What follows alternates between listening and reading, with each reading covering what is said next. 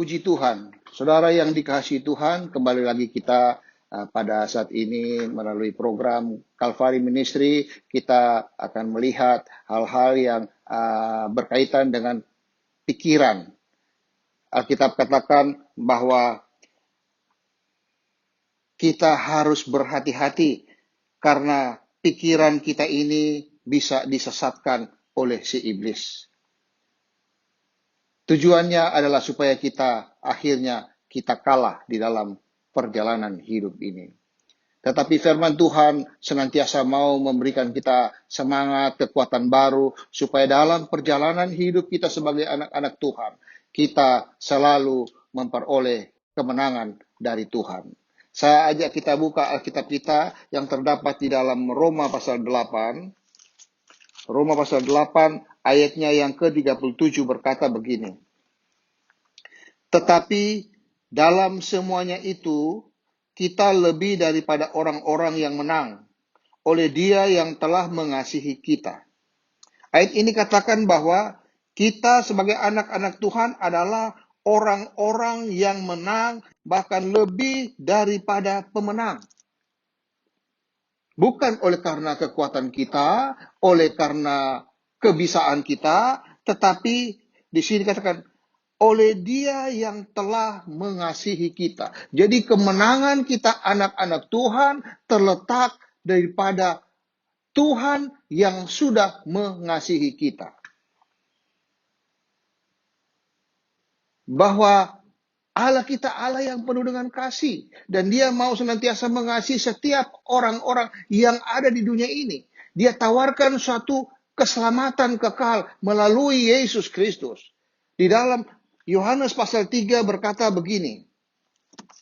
Ayat 16 berkata, karena begitu besar kasih Allah akan dunia ini, sehingga Ia telah mengaruniakan anaknya yang tunggal, supaya setiap orang yang percaya kepadanya tidak binasa, melainkan beroleh hidup yang kekal. Ini adalah bukti kasih Allah kepada manusia. Dia rela kirim anaknya yang tunggal itu, mati di kayu salib, darahnya tertumpah untuk menebus segala dosa-dosa kita. Supaya kalau kita percaya kepada Yesus yang mati di kayu salib itu untuk tebus dosa kita, maka kita akan memperoleh hidup yang kekal. Nah, kasih inilah yang membawa kita kepada kemenangan.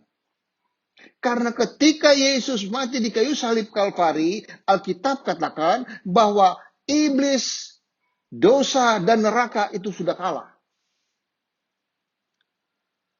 Kenapa? Karena di dalam Kolose berkata begini. Kolose pasal 2 ayatnya yang ke-15 berkata, Ia telah melucuti pemerintah-pemerintah dan penguasa-penguasa dan menjadikan mereka tontonan umum dalam kemenangannya atas mereka.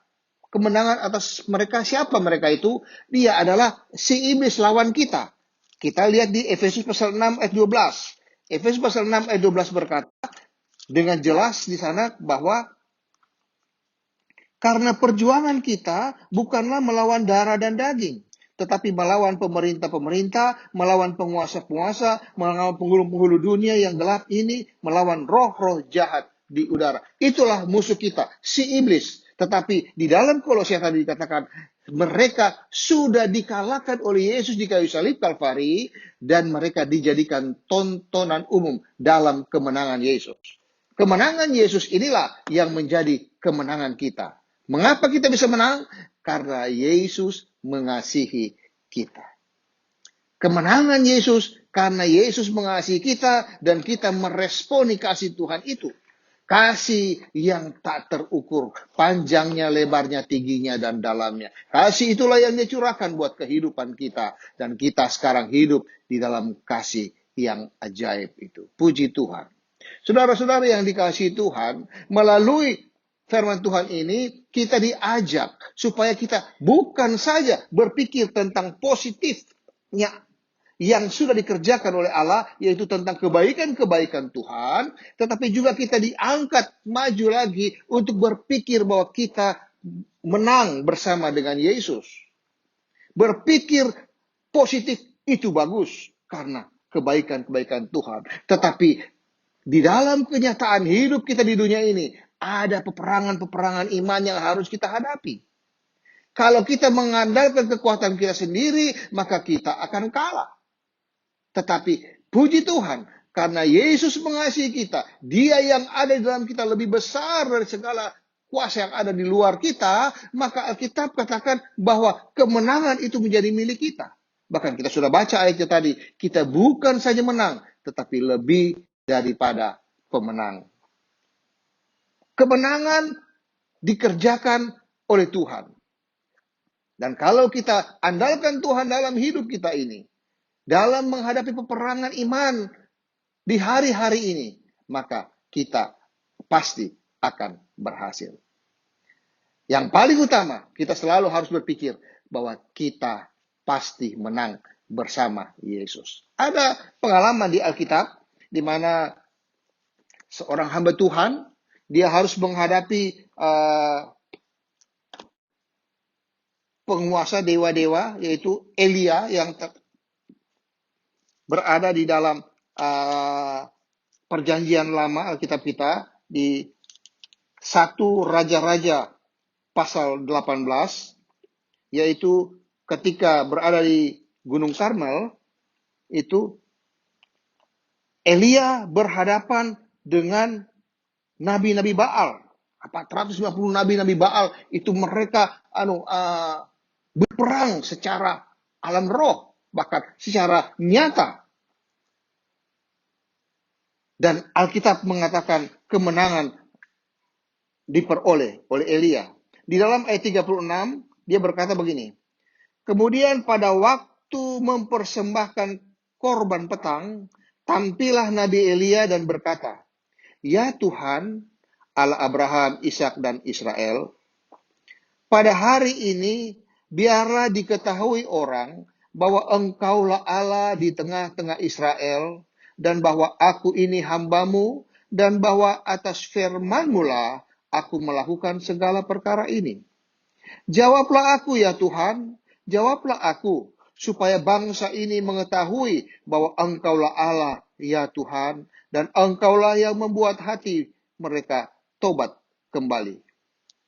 Ketika Elia sedang berdoa seperti ini, tiba-tiba datang ayat 18. Lalu turunlah api Tuhan menyambar habis korban bakaran, kayu api, batu, dan tanah itu. Bahkan air yang dalam pari itu habis dijilatnya. Ketika seluruh rakyat melihat kejadian itu, sujudlah mereka serta berkata, "Tuhan, dialah Allah. Tuhan, dialah Allah." Oh, haleluya, puji Tuhan. Bahwa kemenangan yang terjadi karena pertolongan Tuhan membawa orang-orang mengakui kebesaran Tuhan. Begitu juga dengan kita. Kita yang sudah menang, kita mengakui bahwa Tuhan mengasihi kita. Dia berikan kemenangan, lepas kemenangan dalam hidup kita. Itulah sebabnya kita harus berpikir menang. Kita harus berpikir menang, bahwa sebagai anak Tuhan, kita pasti menang bersama dengan Yesus. Pengalaman Daud, ketika dia masih remaja, belum punya pengalaman yang begitu banyak, dia menghadapi suatu musuh yang besar, yang mengerikan, namanya Goliat. Dia datang bukan dengan kekuatannya sendiri. Di dalam 1 Samuel pasal 17, di sana dikatakan 45, tetapi Daud berkata kepada orang Filistin itu, "Engkau mendatangi aku dengan pedang dan tombak dan lembing, tetapi aku mendatangi engkau dengan nama Tuhan semesta alam, Allah segala barisan Israel yang kau tantang itu." Pada waktu Daud, remaja yang masih belia itu, berhadapan dengan Goliat yang tinggi besar, punya pengalaman perang yang luar biasa. Secara manusia, ya mungkin Daud menang, tetapi dia datang dalam nama Yesus. Maka ketika dia datang dalam nama Yesus, dia menang. Itulah janji Tuhan. Ayat 47 katakan, "Dan supaya segenap jemaat itu tahu bahwa Tuhan menyelamatkan bukan dengan pedang dan bukan dengan lembing. Sebab di tangan Tuhanlah pertempuran, dan Ia pun menyerahkan kamu ke dalam tangan kami. Puji Tuhan bahwa peperangan yang kita hadapi, baik peperangan secara nyata, bahwa kebutuhan keperluan datang begitu menekan kita. Segala macam ancaman di dunia ini yang datang mau mengintimidasi kita, yang dipakai oleh iblis untuk supaya membuat kita tersesat, tersesat dari pikiran-pikiran firman Tuhan. Tetapi puji Tuhan, Tuhan kita lebih hebat dari iblis. Tuhan kita Allah yang hidup dan berkuasa. Dia yang mengendalikan segala-galanya. Dia yang memberikan kemenangan kepada kita. Asalkan kita mau datang dalam nama Yesus. Kita mau datang mengandalkan Yesus. Dengan mengakui bahwa Yesus betul-betul mengasihi kita. Dia sangat mengasihi kita. Sebelum kita menerima Yesus sebagai Tuhan dan Juru Selamat, Dia sudah mengasihi kita. Selagi kita masih jadi pemberontak, Alkitab katakan, Dia sudah mengasihi kita. Apalagi sekarang ini kita sudah menjadi anak Tuhan. Walaupun kita ada di rumah, tetapi kita selalu berdoa. Kita selalu bernyanyi memuji Tuhan. Kita menyembah Tuhan. Ada Yesus yang ditinggikan di dalam hidup kita. Karena Dia mengasihi kita. Dia menjamin kemenangan buat kita. Kita harus berpikir bahwa Yesus memberikan kemenangan buat kita. Itulah sebabnya firman Tuhan mengajak kita supaya mari kita berpikir menang.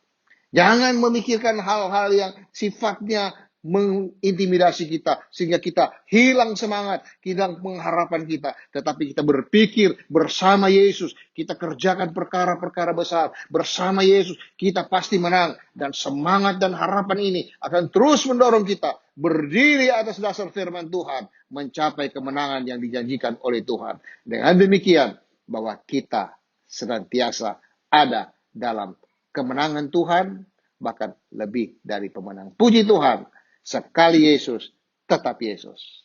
Haleluya.